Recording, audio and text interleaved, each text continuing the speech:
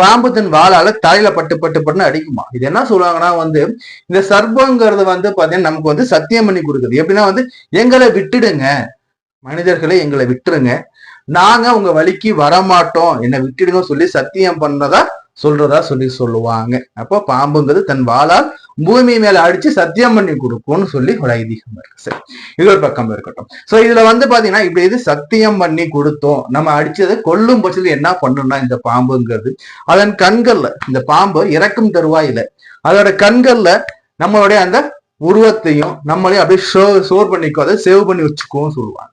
அப்படி ஏன்னா நம்மள அது சேவ் பண்ணி வச்சுக்கிட்டு ஸ்டோர் பண்ணிக்கிட்டு உங்களை விடமாட்டேங்க சொல்லக்கூடிய அந்த ஒரு கர்வத்தோடையும் அந்த ஒரு சொல்லுவாங்க இல்லைங்களா, அந்த ஒரு வன்மம் சொல்லும். அது என்னன்னா ஒரு பகையோட தீரா பகையோட அந்த சர்ப்பங்கள் வந்து உயிரை இழக்குதுன்னா இது வந்து உங்களுடைய ஜாதகத்துல வந்து ரிஃப்ளெக்ட் ஆகும்.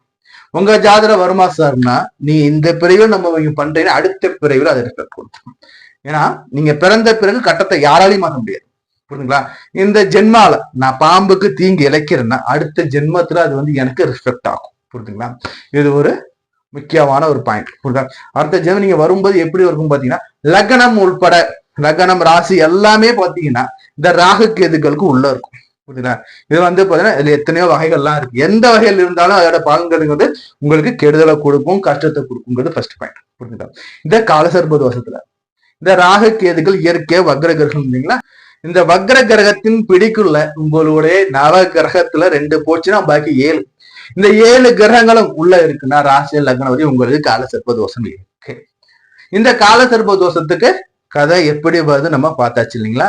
இந்த கதையின் மூலியமா நமக்கு என்ன தெரிஞ்சோம்னா இந்த பிறவியில நம்ம நாகங்கள்னு சொல்லக்கூடிய பாம்புகளுக்கு செய்யக்கூடிய தொந்தரவுகள் இடையூறுகள் நமக்கு அடுத்த பிறவிலையும் தொடரும். புரியுதுங்களா? சோ காலசர்ப தோஷத்துல பிறந்துட்டேன் சார், என்ன சார் நான் பண்றது, நான் என் போற ஜென்மம் ஏதோ தப்பு பண்ணிட்டேன், ஏதோ பாம்பை தெரியாம அடிச்சு போட்டேன், ஏதோ ஒண்ணு பண்ணிட்டேன். புரியுதுங்களா?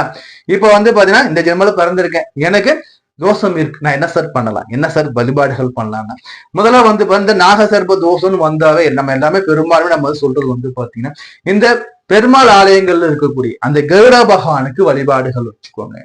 கருட பகவானுக்கு நெய் தீபம் போட்டு இல்ல கருடனுக்கு நம்ம அர்ச்சனை பண்ணி கூட நம்ம வந்து வழிபாடுகள் பண்ணலாம். ஆல்மோஸ்ட் பெரும்பாலும் கருடனுக்கு அர்ச்சனை பண்ணிக்க மாட்டாங்க, பட் ஆனா சில இடங்கள்ல பண்ணுவாங்க, நீங்க கூட நீங்க அர்ச்சனை பண்ணிக்கலாம். அதே சமயத்துல கருடனுக்கு நெய் தீபம் போட்டா கூட போதும், நெய் தீபம் போட்டு கருடன் நம்ம வழிபாடு பண்ணா போதும். 4 கிழமைகள் தேவையா சார்னா 4 கிழமை எதுவுமே தேவையில்லைங்க. கருடன்னா பெரும்பாலும் சனிக்கிழமை நீங்க பண்ணீங்கன்னாவே போதும். இது ஒரு பக்கம்.